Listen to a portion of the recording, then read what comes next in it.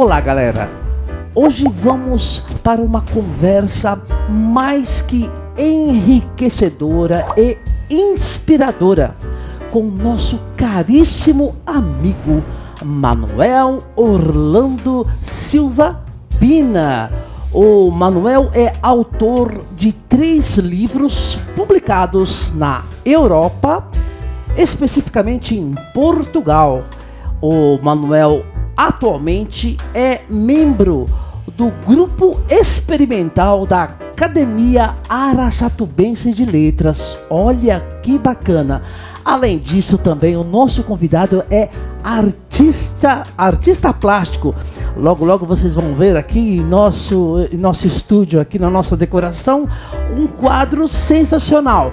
Enfim, sem maiores delongas, pessoal, com muito carinho, Manuel Pina com vocês. Tudo bem, Manuel? Tudo bem. Muito prazer em tê-lo aqui. Prazer é meu. Eu agradeço a sua paciência, a sua simpatia conosco. Obrigado. E vamos falar um pouquinho de Manuel Pina. Você é de Portugal? Sou português, exatamente. Nascido em Portugal. Nascido em Portugal, que localidade? No Nordeste, numa aldeia chamada Vilar. Há muitos vilares em Portugal, mas aquele é o vilar à beira de um rio que ficou famoso. Mas é o distrito de Viseu e Concelho de Moimenta da Beira, no Nordeste de Portugal. Que bacana, sensacional. Manuel, na verdade, toda informação que a gente puder levar para o pessoal aqui, eu gostaria de registrar. Saindo do script, vamos falar da decoração que temos aqui. Eu acabei de perguntar, o que é isso aqui? É uma caravela? Você estava explicando? Isso é uma nau. Uma nau. Explica pra gente. A nau é a evolução da caravela para navios mais pesados, que aguentavam mais peso, tinham um calado maior, portanto, as naus eram já preparadas para grandes viagens, enquanto que a caravela foi preparada inicialmente, embora tenham usado caravelas até em grandes viagens, mas inicialmente era para viagens curtas, principalmente no Mediterrâneo. Que interessante. Porque no Mediterrâneo, principalmente na parte da Turquia, que eles correram o metropolitano todo com caravelas, portanto, eles negociavam através das várias cidades à beira do Mediterrâneo, tanto norte da África como sul da Europa, através das suas caravelas. A caravela de origem árabe. Os árabes que inventaram a caravela. E a maneira de usar o vento a seu favor, através das velas. Que maravilha. Então vamos ao que interessa. Na verdade, eu quis aproveitar a oportunidade para você esclarecer para o público que você estava falando aqui, né, sobre essa decoração. Aqui especificamente hoje vamos falar um pouquinho do Manuel Pina, escritor, Manuel Pina, artista plástico, livros em Portugal. Como assim? Conta pra gente quando começou o primeiro, por favor. Não, a escrita para mim começou há muito tempo, ainda era um adolescente. Certo. Comecei a ter uma certa tendência para escrever. Desde jovenzinho Desde você jovenzinho, tinha essa... exatamente.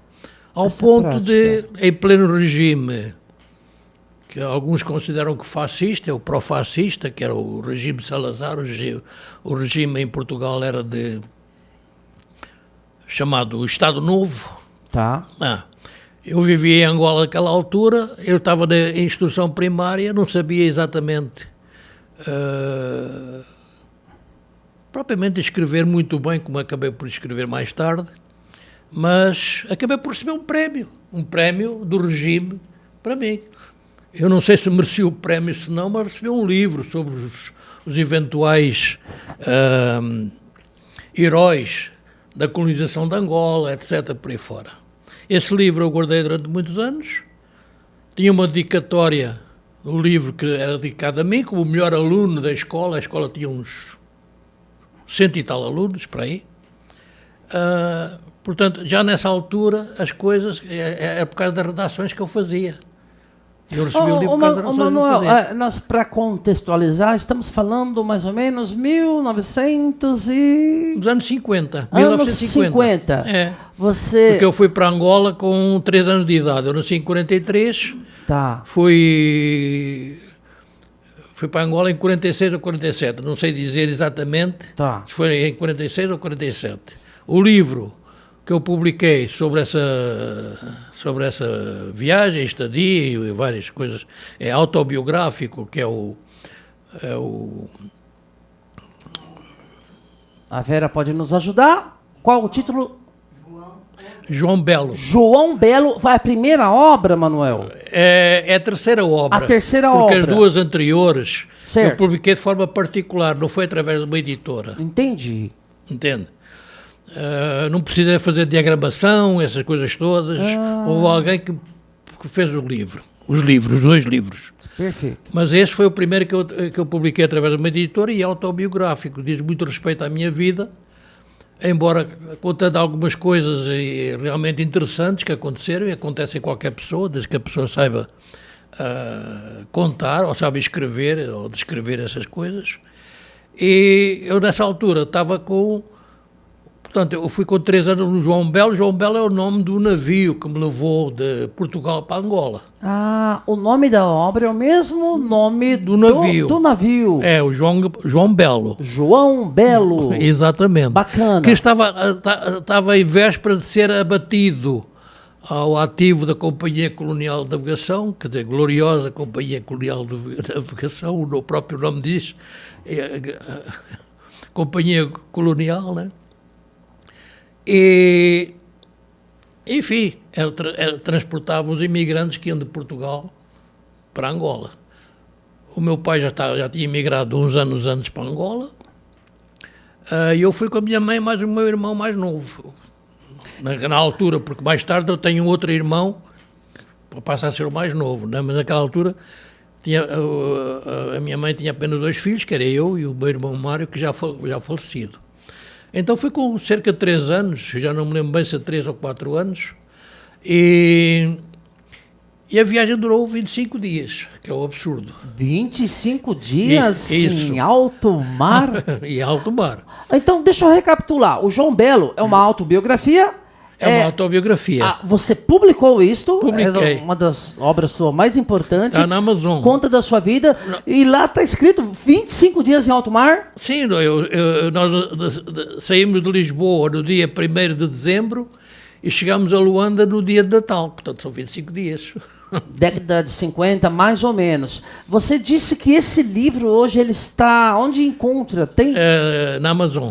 No site da Amazon. É. Ele está ali no formato físico ou digital? Os dois? Nos dois. Que bacana. Então, João Belo, de Manuel Orlando da Silva Pina. Isso. É fácil encontrar? É fácil. Que bacana. Então, foram 3 obras. Manuel, eu fiquei sabendo também que você está na iminência, prestes a lançar uma nova obra. Fala pra gente. O próximo livro a ser lançado agora. Aliás, eu tenho 2 livros para ser lançados agora. Que bacana, que chique, viu? Parabéns. Um é de poesia, que é o próximo é de poesia. Tá. Que se chama A Alma das Casas. A Alma das Casas? A Alma das Casas foi uma coisa que eu sempre estranhei. Por exemplo, nós damos uma certa qualidade ou uma certa influência no que a casa representa, não ao contrário. Consoante uma pessoa habita a casa, consoante a atitude que a pessoa tem perante a casa, se deslancha na limpeza, se é uma casa mal articulada, tudo isso acaba por se verificar na vida da pessoa. Tá. Não está agora. Agora, quando a casa tem um ambiente bom, em que você se sente bem naquela casa, é transmitido pela pessoa que vive ali, ou pelas pessoas que vivem ali dentro. Esta é a proposta da obra. Isto nasceu de quê? A obra é um conjunto de poemas que eu tenho vindo feito nos últimos anos, são poemas. Tem, no final tem uma abordagem em prosa sobre Fernando Pessoa, revisitado, o que eu digo. e depois mais uma crónica no final, em que eu falo em que eu invento um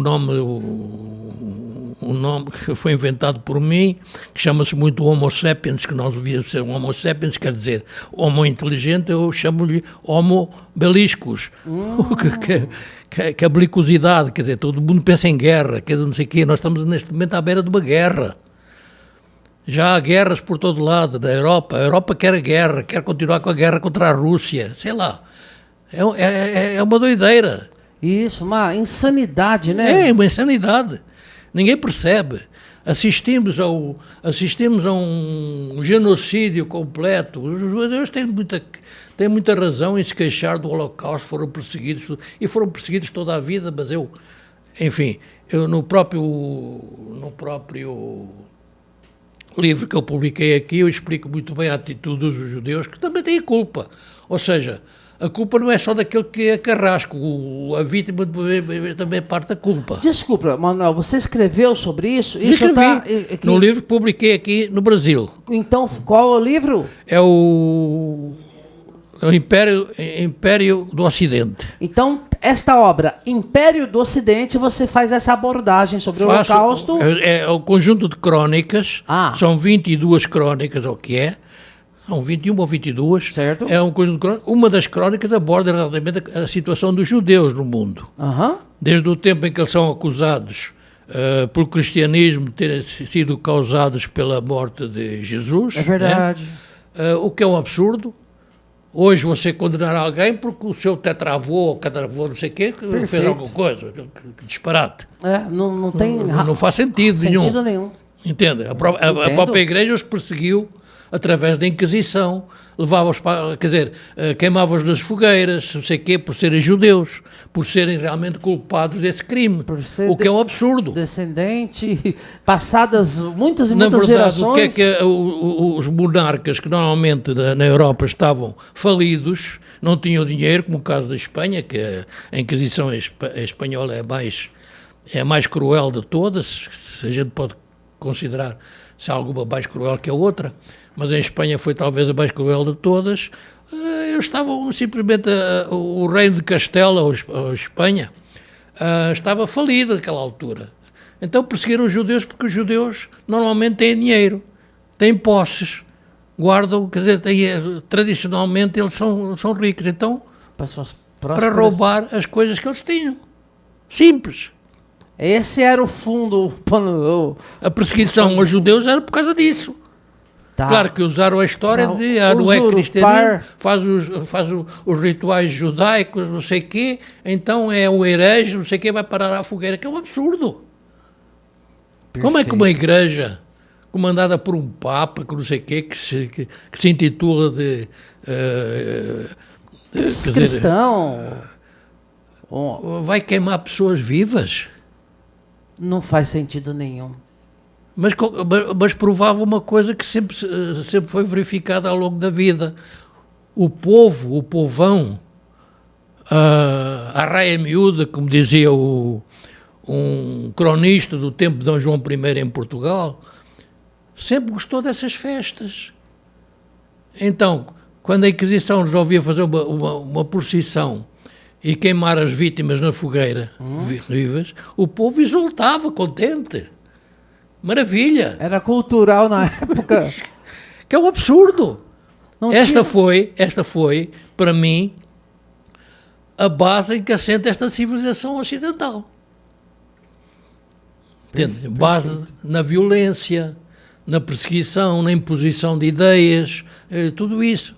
Quando se fala muito hoje em liberdade de expressão, as pessoas entendem isso, que liberdade de expressão é para dizer os maiores disparates, não é para dizer disparates, não. Tá. É ter a liberdade de comentar aquilo que pensa sobre alguma coisa, não sei o quê. Entende? Agora, as pessoas entendem que é para dizer disparate, então passam a dizer disparate e têm a liberdade de expressão. Entende? Muito então, interessante. Esse livro foi publicado numa crítica mais ou menos acutilante à história da Igreja Católica Romana, porque a Igreja Católica quer dizer universal. O termo católico quer dizer universal. Ah, tá. Católico A Igreja Universal. Católica Romana é com o Papa em Roma, quer dizer, substituiu em todos os aspectos o Império Romano. Quando o Império Romano caiu, no ano 400 e pouco, quem o substituiu em todos os aspectos Foi a igreja? foi a Igreja. Certo. Inclusive a Igreja está dividida em dioceses. Pode ficar tranquilo. Está dividido em dioceses. O Império Romano se dividia em dioceses também. Foram buscar toda a organização ao Império Romano. Entende? São os herdeiros do Império Romano. Exatamente. Então, a Igreja Católica depois foi senhora absoluta dos destinos da Europa. Quer dizer, não havia um reino que pudesse prosperar na Europa se não tivesse o apoio do Papa ou da Igreja. Certo. Entende? Até se conta uma coisa muito interessante, que é, até que ponto é que isso é verdade, não sei, porque o nosso primeiro rei diziam que era uma espécie de gigante, que tinha 4 palmos de costas, coisas assim, e quando que tentou o apoio de Roma para o novo reino, que era o reino de Portugal, o Papa mandou um bispo qualquer, não sei o que, com determinadas imposições, com determinadas exigências ao rei, esse primeiro rei, né? E dizem as crónicas que os assessores do rei, portanto os cavaleiros que o acompanhavam, tiveram que segurá-lo, porque senão ele matava o enviado de Roma, quais as exigências que ele tinha, entende? Então, Roma imperava sobre toda a Europa naquela altura. Tá. Tinha uma cabeça, que era a cabeça em Roma, portanto chama-se romana, portanto o Papa era em Roma. A outra Igreja Católica, a do Oriente, não tinha uma cabeça única. Quer dizer, a Igreja Católica de Alexandria, a Ortodoxa de Alexandria, da Rússia, da Grécia e por aí vai. E cada um é independente dos outros, embora a religião seja a mesma. Não tem uma cabeça única. A romana tem uma cabeça única que impôs, foi o império que mais cresceu rapidamente. Quando começaram os descobrimentos portugueses e começou as colonizações, tudo isso, a Igreja foi tomando conta de tudo, até aqui no Brasil.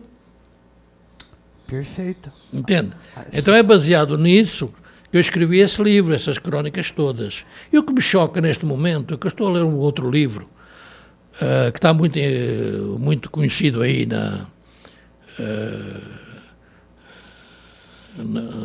aqui, que é um sucesso literário, que é o não sei o que dos Anjos, a Jornada dos Anjos. A Jornada dos Anjos ataca muito a Igreja Católica Romana.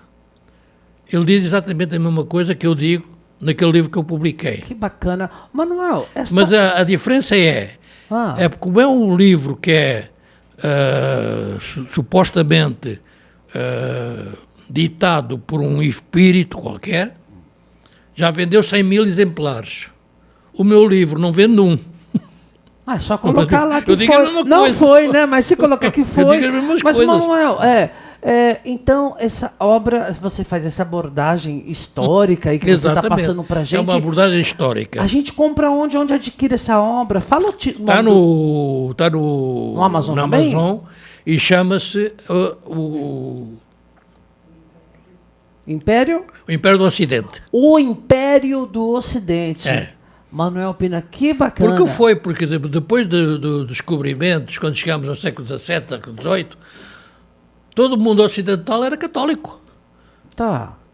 Só depois da Reforma que apareceram as igrejas protestantes, várias igrejas protestantes começaram a aparecer, começaram a sei quê, também a estragar tudo por todo lado, quer dizer, entende? Foi só depois disso, dessa altura, antes da Reforma, tudo era católico. Tinha que prestar contas à Igreja Católica Romana. Gente, essa obra tem na versão física também?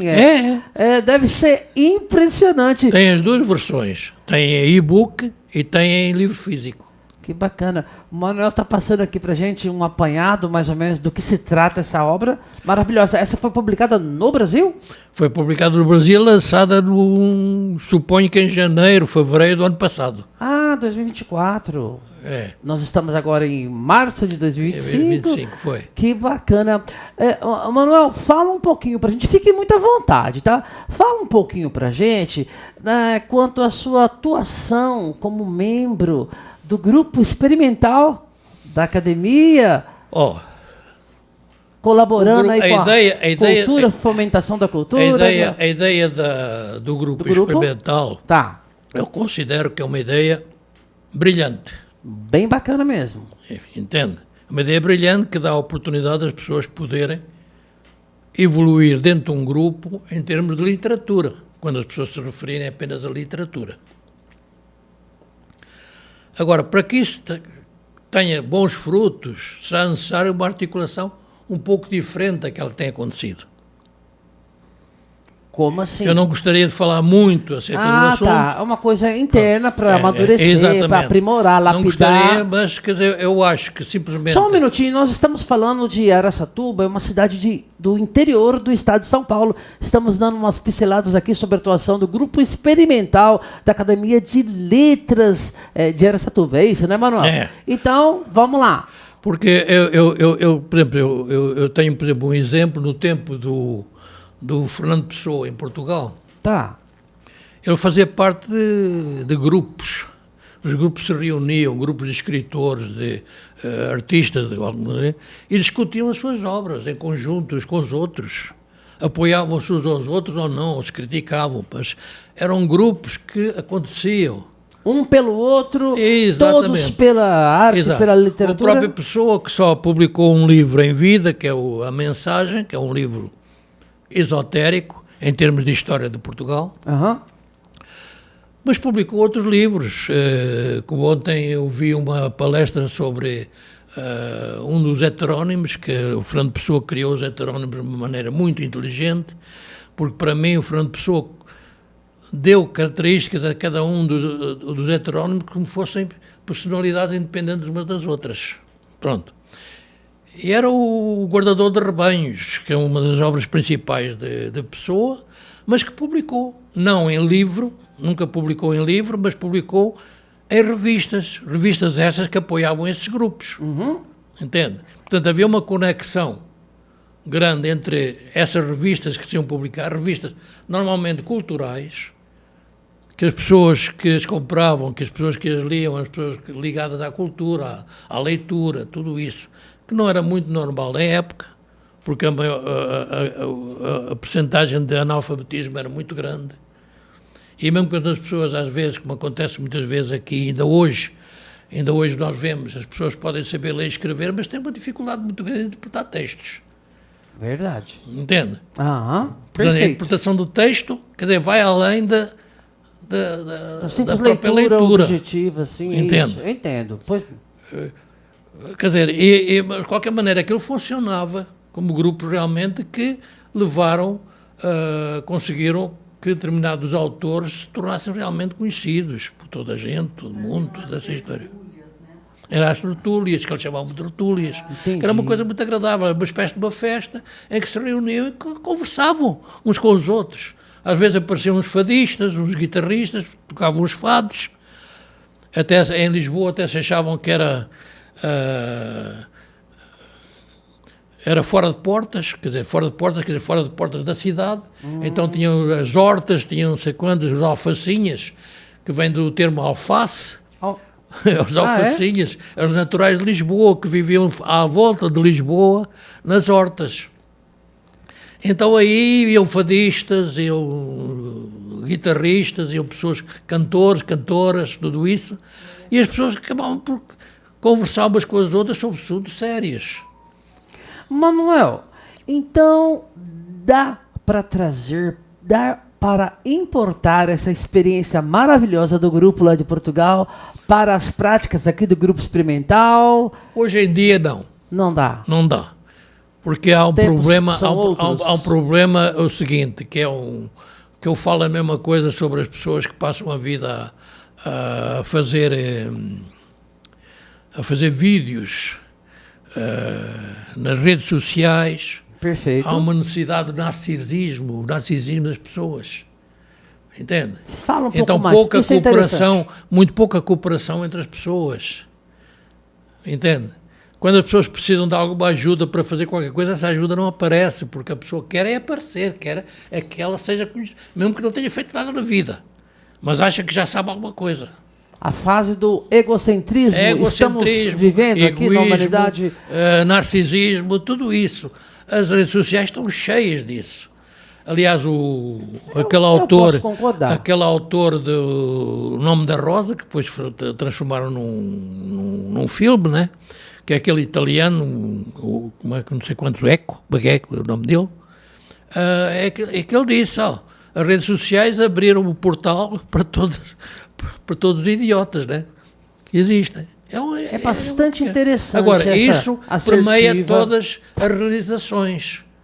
Tudo quanto se faz aqui à volta é premiado pelas redes sociais. Não é por acaso que o atual presidente eleito nos Estados Unidos se reuniu de 3 pessoas que controlam o mundo inteiro. O mundo inteiro. Eles controlam o mundo inteiro, fazem o que querem. Com base na utilização da web, nas redes sociais. Rede social. Eles controlam o mundo inteiro. Então, quando eles vêm para aqui, para o Brasil, acusar o Brasil de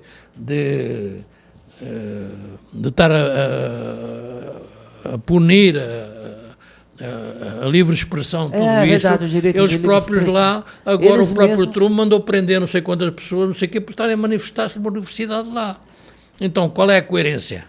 Tem um episódio, um fato de um jornalista não revelar a fonte da informação e ter ido para a cadeia lá nos Estados Unidos, né? Então, nos Estados Unidos estão a punir, a prender pessoas que simplesmente estão a reclamar contra uma determinada situação. Não é Ele fácil. proibiu reuniões, inclusive, no campus universitário. O que é isso? Não. Nossa, complicado, hein?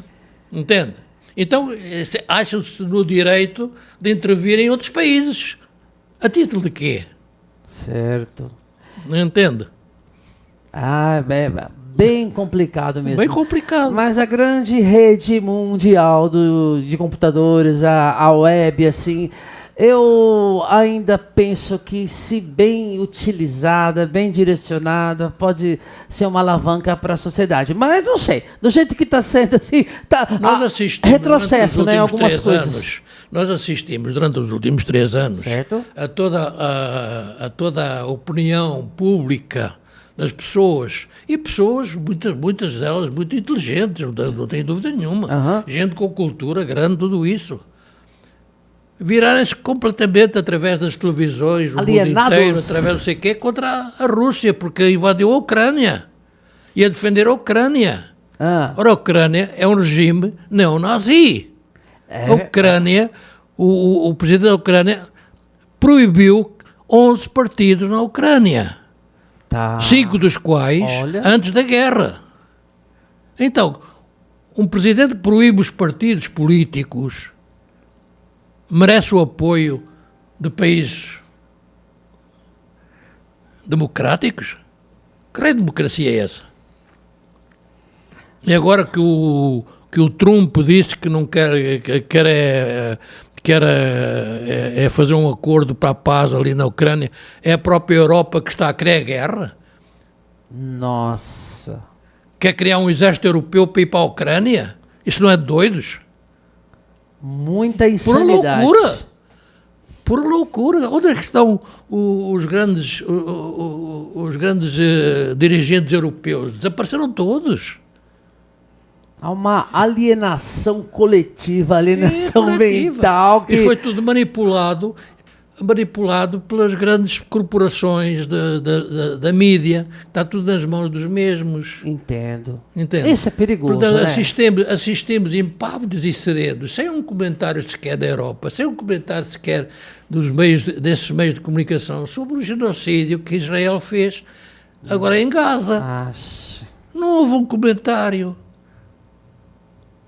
Quer dizer, estamos a caminhar para onde? Só por Deus. Ô, Manuel, eu proponho aqui a gente mudar um pouquinho o rumo da prosa, porque, embora seríssima, assunto de muito relevância, seríssimo, é triste. É triste e se bobear é desanimador. Eu quero falar de uma coisa bem legal aqui. Manuel Pina nos trouxe essa obra aqui. Fala um pouco pra gente, deixa eu ver se eu consigo pegar. Isso daqui é sua obra, é tua expressão artística. Fala pra gente, Manuel. Essa é uma obra que eu pintei ainda no ateliê do mestre que me instruiu, que me ensinou tudo quanto se refere à pintura, nas tuas diversas fases. Essa é uma pintura acrílico, a tinta acrílica. Tá. E foi uma das primeiras pinturas que eu fiz, ainda no ateliê desse mestre que me ensinou. É em Araçatuba, você está falando? Não, é em Sintra, próximo de Lisboa. Sintra. Então já tem algum tempo que você é dado a essa arte também. É. Então, esta obra é de 2000. Não, tem um tempinho já, né? Que lindo, meu. Já tem 25 anos. Ela representa o quê, Manuel? Isto foi para aprender, eu fiz isto aqui numa aprendizagem de saber como é que os italianos faziam para dar os tons de cor a desaparecer, para dar lugar a outra cor, tudo isso. Quer dizer, que eles tinham uma forma de pintar que era eu posso traduzir por sombreamento, que não é sombreamento, é outra coisa. É uma técnica aí. É uma técnica, exato. Então eu pintei isso porque aquela expressão daquela Madonna, que é uma Madonna com a criança ao colo. É a mamãezinha? É uma Madonna. Aquela expressão eu dificilmente vou conseguir em outra altura. É bem interessante mesmo, hein?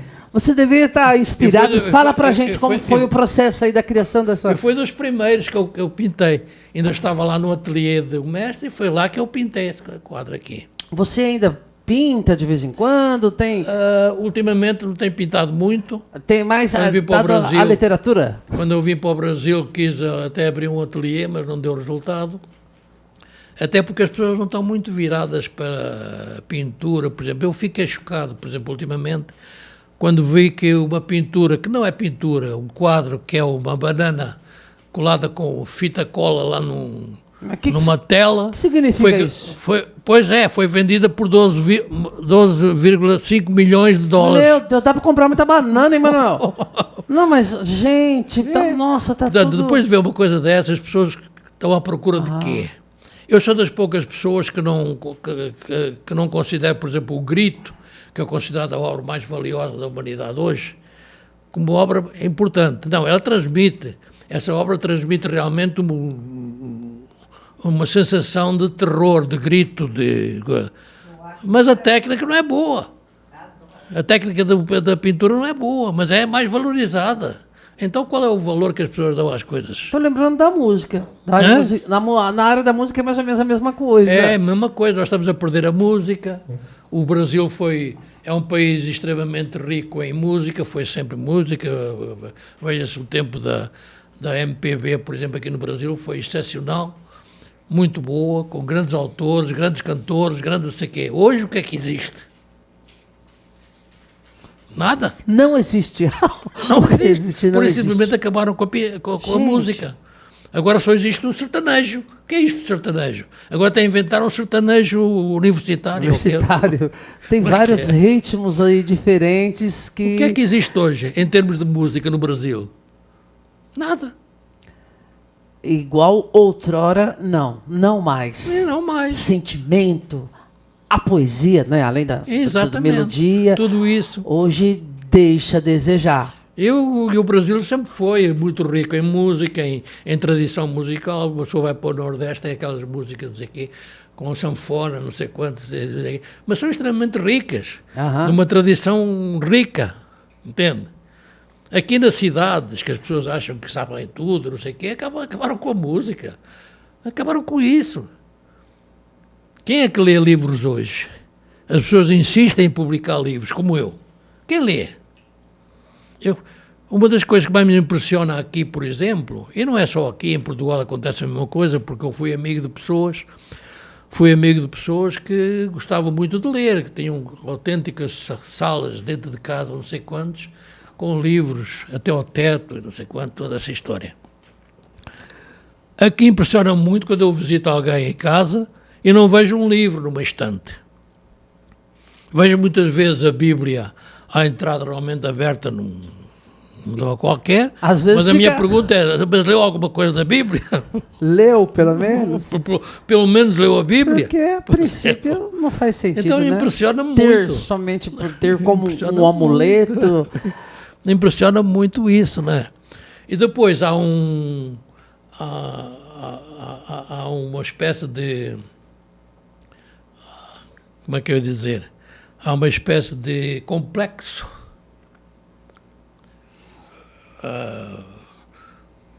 Um complexo que as pessoas, para poder ser ouvida, para poder ser não sei o quê, têm que ter não sei quantos cursos, doutoramentos, mas não sei quanto. Eu só lembro que os meus escritores, mesmo prémios Nobel, não tinham esses doutoramentos, não tinham essas coisas. A inspiração não vai porque o fulano tem um doutoramento ou não com tem. certeza. Entende? As pessoas se preocupam muito hoje com a casca, sei lá, com a embalagem, esquece do conteúdo. Esquece não, ignoram propositalmente. Por exemplo, eu gosto aparências, tudo. daquilo que eu escrevo, eu ponho lá, Manuel Pina. Eu não vou pôr mais nada, é o meu nome. As pessoas gostam ou não gostam, o problema é deles, não é meu. Perfeito. Entende? Agora, veja o que é que se publica aqui. Já veio, não sei o quê, doutor isto, doutor aquilo, professor não sei o quê, jornalista, e não sei o quê, e por aí vai. Para que isso? Para dar mais credibilidade. Isto dá técnica, quando muito. A inspiração não vem por aí. É verdade. Vamos aos velhos, aos antigos escritores aqui no Brasil, grandes escritores que teve, por exemplo, vou propor um Érico Veríssimo, por exemplo, que ninguém fala. Quer dizer, escreveu vários livros, a começar com O Tempo e o Vento, por exemplo, sobre a história do Rio Grande do Sul, e a história brasileira ao fim e ao cabo, que é muito importante, mas ninguém fala deles. Entende? Então, o próprio Machado de Assis não tinha curso nenhum universitário.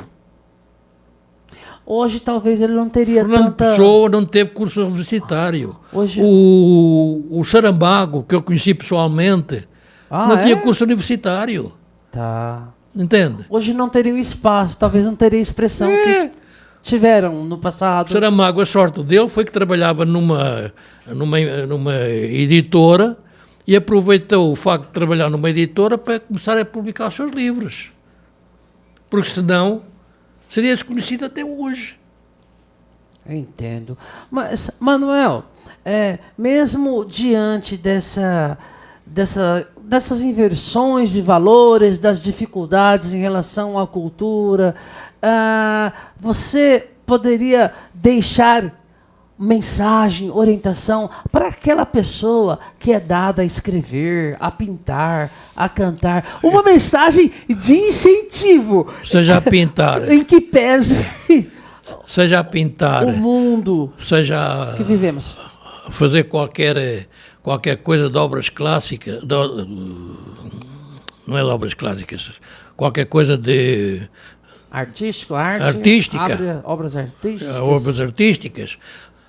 Seja pintura, seja escultura, seja o que for.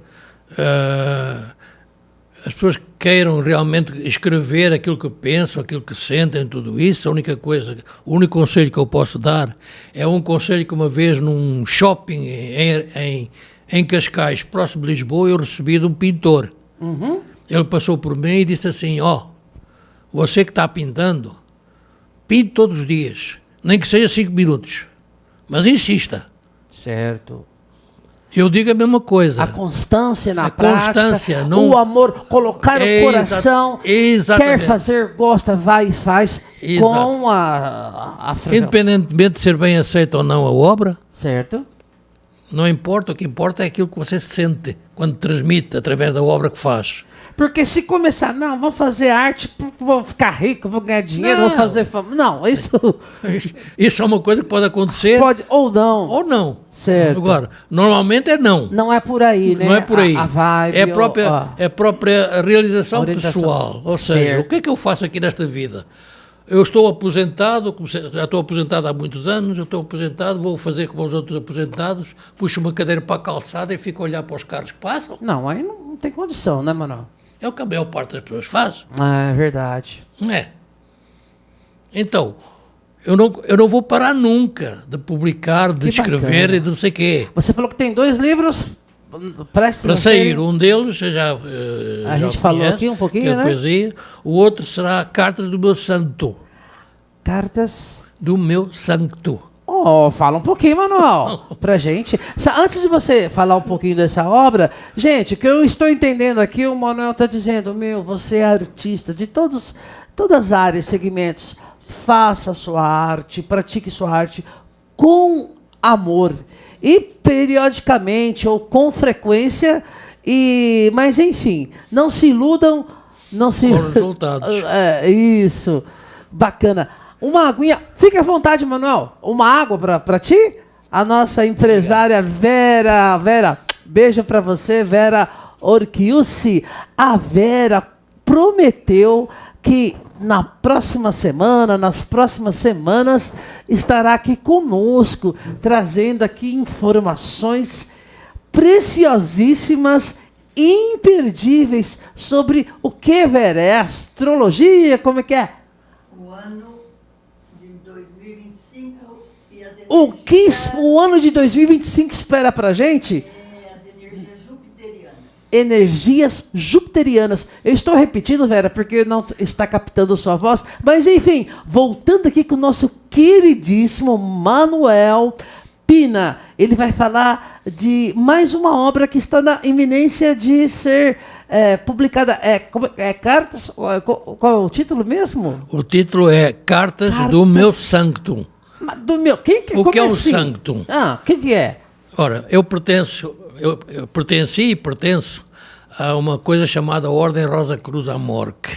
Que bacana. Rosa Cruz? Amorque, antiga e Por que mística Amorque? Ordem Rosa Cruz. Amorque É a mesma coisa? É a mesma coisa. Ah, tá. Antiga e mística Ordem Rosa Cruz, porque há outras ordens no mundo também chamadas Rosa Cruz. Tá.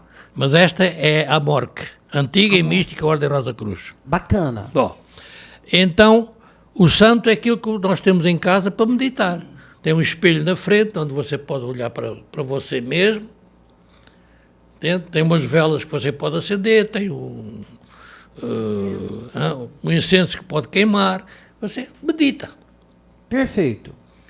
E, portanto, este livro é o resultado de meditações feitas no santo. Entende? Que bacana. Que tudo. É um conjunto de crónicas, ao fim e ao cabo, as cartas viraram crónicas que fala sobre mais diversos assuntos. Quer dizer, porque nós, quando estamos em meditação, eu pelo menos assim faço, a meditação não é só sobre determinado assunto específico, não. Pode ser sobre qualquer coisa que aconteceu durante o dia, como aconteceu na sua vida, a situação que a sociedade está atravessando, qualquer coisa. Uma reflexão, né? É reflexão, Perfeito. mas feita no santo, para quem acredita, deve ter apoio de entidades espirituais. Tá. Egrégora. Hum? De uma egrégora. A Vera tá propondo A aqui Vera tá- uma ajuda, um auxílio de uma egrégora. Egrégora. Aquele que se coloca na condição de meditação. Exato. de A egrégora, o equilíbrio. que é uma egrégora? A egrégora é o conjunto de pessoas com a mesma De espíritos, pessoas que já se foram. uma finalidade. Por exemplo, no caso dos Rosa Cruzes, Tá. antigos, já falecidos e atuais. É um conjunto. Esse conjunto tem força, tem energia, é uma concentração de energia. E essa egrégora nos protege. Que bacana. Entende? Porque as pessoas queiram ou não, quer dizer, isso é uma questão de crença já, que eu estou a falar, é uma questão de crença, Querendo ou não, nós estamos sempre sujeitos a vários tipos de energia que às vezes não sabemos de onde é que vem. O pessoal que gosta de Tá. história parecida, por Nós, exemplo, nós, forma uma egrégora. na verdade, a nossa queridíssima Vera, a gente não preparou o estúdio aqui para colocá-la aqui. Na verdade, a voz dela não sai, né? A senhora que ela está falando, e talvez fique um pouco truncada a informação aqui. É. Mas acredito que o pessoal esteja captando bem a ideia. Eu julgo que sim. A ideia é o seguinte, quando você está...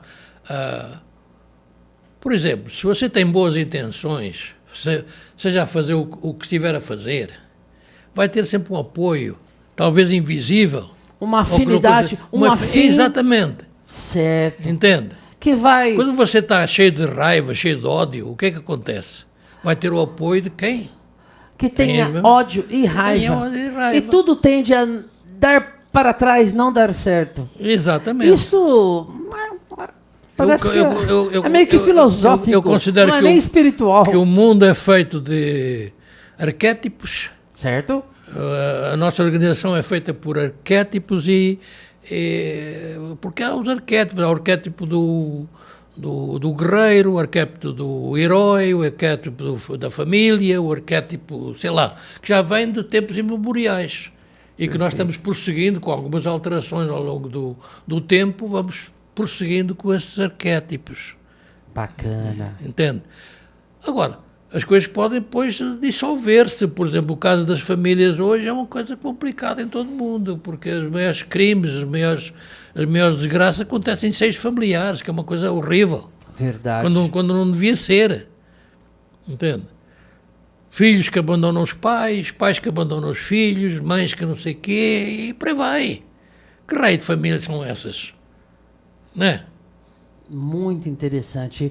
Pessoal, estamos aqui com o nosso queridíssimo Manuel Pinas, trazendo aqui umas pinceladas sobre a sua trajetória, sobre a sua jornada enquanto escritor, começando lá na Europa, há alguns anos atrás, algumas décadas, passando por algumas publicações aqui no Brasil, passando também pela sua atuação junto aqui ao pessoal, a galera, um beijo para a galera do grupo experimental da Academia Arascobense de Letras, passando aqui por esta obra que, putz, grilo, rapaz, olha, eu acho assim sensacional, muito mesmo, isso mexe comigo. Eu trabalho...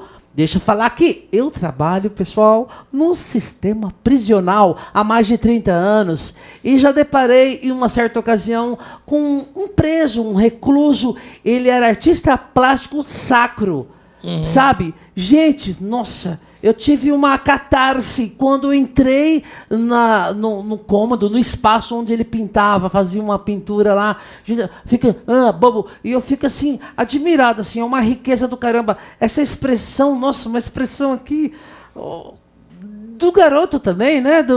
Também do garoto. Ó, lindo, e a moldura também deixou o quadro 1000% maravilhoso. Estamos chegando quase finalzinho da conversa. Fique à vontade. Sobre a pintura ainda, quando eu mudei para o Brasil, eu aposentei-me, claro, depois de fazer aqueles livros todos lá, toda essa história. Você aposentou? Qual que era o teu ofício, o teu trabalho em Portugal? Meu trabalho, eu trabalhava na Varig, era uma empresa brasileira. A Varig, companhia de aviação? É. Tá. Chegou a ser a maior companhia da América Latina. E depois acabaram com ela. Simples. Você é ex-funcionário da Varig? É ex-funcionário da Varig em Lisboa. Em Lisboa. Eu cheguei a ser responsável pela Europa e África e Médio Oriente. Conheço a região toda. Não como diretor dessa região toda, mas porque controlava as reservas e o sistema de reservas e de ocupação de voos para a Europa. Envolvia as delegações todas da Europa, África e Oriente Médio, né? Deixou saudade, Manuel? Algumas saudades, Algumas saudades, outras não deixou muita saudade, não. Não tão boas lembranças? Não são boas. Algumas não são boas, outras são boas, pronto. Mas foi até o fim. Aposentou? Até o fim. Aposentei e um dia, em conversa em Sintra, com o Ernesto Neves, que é o mestre pintor, que tem pinturas por todo o mundo, que é uma coisa engraçada, que eu às vezes, eu já falei com você sobre o mundo mágico, que às vezes as coisas acontecem, né? Na magia.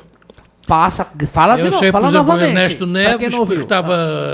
estava muito preocupado da vida, porque ele vivia da pintura. Ele foi pintando quadros, as pessoas, enfim, não compravam os quadros, tudo isso, e quando já estava quase na falência, precisava de dinheiro, aparece um inglês, ninguém sabe de onde, que lhe compra 20 e tal quadros. De repente. E que conseguiu-se resolver o seu problema. Isso aconteceu com ele. O mestre que me ensinou a pintar naquela altura, porque ele tinha uma espécie de um pequeno restaurante em Sintra, onde ele expunha também parte dos quadros que ele pintava, e fornecia umas refeições ligeiras às pessoas, iam tomar uma bebida, comer um manteiguete. E um dia eu fui lá com a Vera, e ele chegou ao pé de mim e disse-me assim: eu estou agora a organizar um ateliê, vou ensinar a pintar. O que é que tu achas? Eu? Quem sou eu? Eu não sei nada. Eu nem sequer, a professora de desenho embirrava comigo, eu só fazia porcaria do desenho, toda essa história. Eu não sei nem desenhar, quanto mais pintar. E ele disse-me assim: mas tu sabes escrever? Sei. O que é que tu fazes quando escreves? Estou a escrever as letras. Não, estás a desenhar as letras. Então é fácil. Estás interessado em entrar lá para o ateliê? Eu garanto que ao fim de 2 meses ou 3 meses estás a saber pintar qualquer coisa. Agora, se forem obras-primas ou não, isso é problema teu já. Tá. Agora o resto eu ensino a técnica toda. E foi assim que eu comecei. Peraí, alguns meses somente? Então, somente? Alguns meses? Poucos meses? 3 anos. 3 anos. Os 3 meses transformaram-se em 3 transformaram em 3 anos. Em 3 anos. Eu e a Vera estivemos lá, os dois. Tá. E é daí que saem essas obras assim. A Vera pinta também, não? Também. Que bacana. É bom. Vou cobrar dela, para ela trazer para a gente ela mostrar. trazer, porque ela pinta muito bem. Ultimamente ela tem alguns quadros pintados que eu gostei muito. Olha. A dificuldade que existe aqui em Araçatuba é conseguir um espaço para expor. Está difícil. Mas, Manuel, estamos numa nova gestão aqui, iniciando há poucos meses aqui no governo municipal, aí com uma galera aí na Câmara dos Vereadores. Beijo para o meu irmão prezadíssimo Rideto Honda, nosso vereador. Aliás, beijo a todo o pessoal, toda a galera aí da Câmara Municipal de Araçatuba. Então, o poder público tem que estender as mãos aí. O poder público, a prefeitura, tem que estender as mãos para o pessoal da arte, da cultura, em prol de todos, da sociedade. Eu acho que sim. Só que o ano passado, há 2 anos, ou o que a prefeitura diz para preencher um impresso qualquer lá. É verdade. Exigem tanta coisa, tanto documento, não sei o que eu não tenho. Eu não tenho esses documentos. Pode inviabilizar, né? Por que uma pessoa não aparece de repente, sem ter referências nenhumas especiais e gosto de pintar? E a sua qualidade está nas obras que ela representa, não naquilo que frequentou. E tem os títulos aqui, acolá. O negócio não fez parte de uma universidade de belas artes. E daí? Dá certo. E, na verdade, existem verbas específicas no Brasil de incentivo à cultura. O negócio é a burocracia e a falta de bom senso.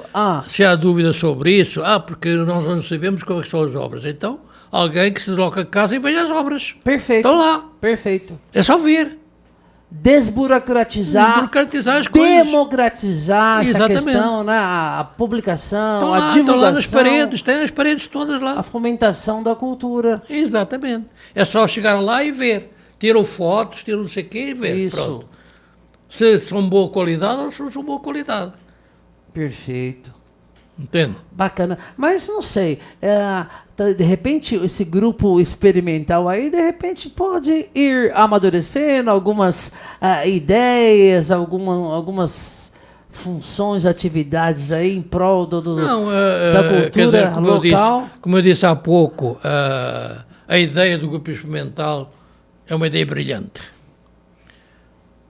Depende de como se desenvolve a atividade. Depende do elemento humano, das pessoas que estão à frente.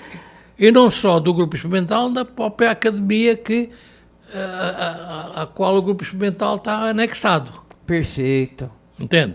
Perfeito. Então, a ideia é brilhante. Resta saber se o desenvolvimento foi ou tem sido brilhante ou não. Eu não estou aqui a condenar ninguém, nem a criticar. Certo. Estou só colocando as cartas sobre Exatamente. a mesa, né? Os fatos. Exatamente. Com o objetivo, qual o objetivo?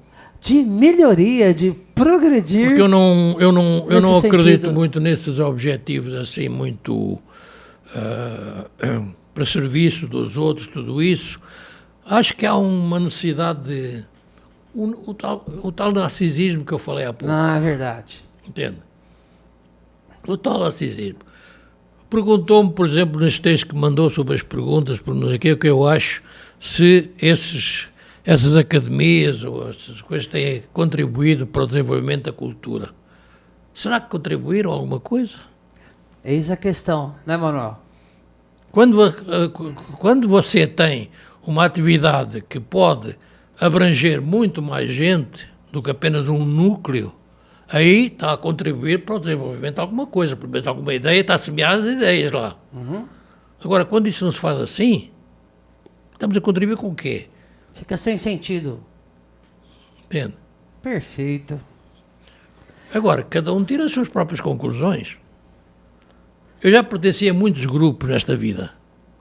E todos os grupos têm umas dificuldades tremendas. Sempre, ao longo da história. Eu pertenci a um grupo que era o Grupo Interline de Portugal, que é um grupo feito pelo pessoal das companhias de aviação que havia lá, e era interessante porque eu viajei pela Europa, por exemplo, com o grupo, para jogar xadrez. Eu jogava xadrez e nós íamos, convidávamos, sei lá, o pessoal lá da British Airways, da Air France, vamos à Suíça, fazer não sei o quê, íamos jogar xadrez lá com eles. Nós tínhamos 4 ou 5 tabuleiros. Vocês se movimentavam, então? Nós movimentávamos, jogávamos com eles, perdíamos ou ganhávamos, não interessava. O que interessava era o... Interagia, interação, interagir com essa a gente. troca. E a nível internacional, claro. E hoje em dia perdeu-se. E nós um programámos muitas festas em Portugal, por exemplo, convidávamos o pessoal de todo o mundo, de companhias de aviação. Aparecia gente até da Indonésia, sei lá de onde, do fim do mundo. Chegámos a fazer campeonatos de futebol, com gente de vida de todo lado. Só que esse grupo tinha a diretoria, que era o diretor do grupo, mais 2 ou 3 elementos, não sei quantos, e quando se tratava de organizar essas coisas, era sempre a mesma coisa. Era sempre os mesmos que organizava, e os outros só apareciam quando era para comer. No restaurante e não sei quantos. Sempre foi assim. Há sempre uma minoria que leva as coisas para a frente. É. O resto vai a reboque. Mas e quando não tem reboque? E quando não tem os que tomam a frente, as referências, aí que não vai mais nada para frente. Exato. E, portanto, as coisas não vão para a frente. Uma das coisas que eu vejo, por exemplo, a Araçatuba já tentou várias vezes aqui ter uma equipe de futebol. Por que não funcionou? Já tentou ter uma equipe de vôlei, que era até comentado muito aí na mídia aí local. Verdade. O que aconteceu à equipe de vôlei? Durou muito pouco. Durou pouco. Por que não cresceu? E nas outras... Interesses pessoais, às vezes, né? Exatamente. Se não for um por todos e todos por um, não dá certo. Eu lembro de um certo entusiasmo que havia a ver, principalmente do vôlei, tinha um nome próprio, que era o vôlei futuro, você está falando? É, o vôlei falando? futuro. De Araçatuba. que é que aconteceu com teve isso? repercussão nacional aí. Exato. Né? O que é que aconteceu com isso? Performance maravilhosa. Entende? Então é isso que se passa. Quer dizer, toda a organização que você tem numa cidade, ou num estado, ou num país, é sempre reflexo da população desse país, e desse estado, dessa cidade. Uhum. Toda a organização que nós, é assim que eu penso, toda a organização que existe aqui em Araçatuba é reflexo da sociedade de Araçatuba. Perfeito. E pensar qualquer coisa diferente, para mim seria um erro. Entende? Então temos que considerar que realmente quais são as características das pessoas de Araçatuba. Como é que elas são? Entende? Então, há um complexo aqui de muita gente. Há o síndrome do fazendeiro. É verdade. A pessoa não vive numa casa qualquer aí, não tem, se calhar não tem nem um sítio, mas compra um caminhão aí para andar, porque aquilo é fazendeiro. Isso é fazendeiro. Para que é isso? Ficou, um estigma. Entende? Para quê? Um estigma que. É um estigma vem, que fica. É. E isso não leva a nada, né? Não leva a nada. As pessoas patinando, quando muito patinando. É. E quase sempre as pessoas vão retrocedendo aí. Exatamente. Na caminhada, na jornada, na busca. Exatamente. Então, Manuel, a gente está chegando agora no finalzinho da nossa entrevista. Espero que tenhamos outros e mais outros encontros para a gente conversar temas pontuais. Eu quero gravar esse negócio aqui lá com o Enéas. Vem para cá que a gente grava. Eu quero agradecer de coração sua presença, sua aula. Manuel já lecionou? Já foi professor? Já esteve? Não, só Não. Profissional. Mas dizer, você tem muita história, conteúdo, argumento. Tenho. Você gosta de Agora, conteúdo? eu dentro da Varg eu fui instrutor. Eu era instrutor, fui instrutor de toda a Europa, do pessoal de toda a Europa sobre Instruir funcionário ou passageiro? Não, eu fui passageiro e fui funcionário. A sua instrução era o quê?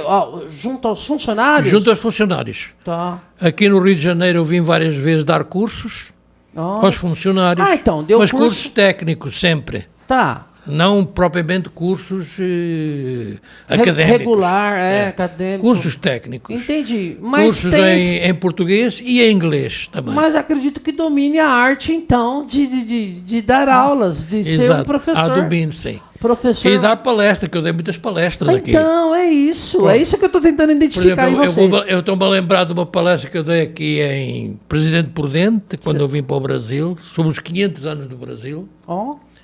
Foi lá no anfiteatro da Unesp. Em Presidente Prudente? Em Presidente Prudente. Na Unesp? Na Unesp. Tá. O pessoal já não tinha lugar para sentar, teve que sentar no chão. Que bacana. E depois eu tive que, no final, cancelar realmente a palestra, porque ao final da palestra o pessoal encheu-me de... não queria sair, não queria ir embora, com perguntas sucessivas, perguntas, que eu ia respondendo. E aí foi o maior sucesso. Acontece que você tem conteúdo e você tem didática. Por isso que eu falei, Manuel é professor, não é possível. Então, assim, a gente fica cada vez mais e mais interessado no seu argumento, no seu assunto. Muito obrigado. Por isso que eu agradeço de coração. Eu que agradeço também. A oportunidade de estar a falar aqui, né? Legal. E já fica o convite. Portas abertas para vocês. Muito obrigado. Felicidades. Tudo de bom, Manuel? Tudo bom também para si. Obrigado. Legal.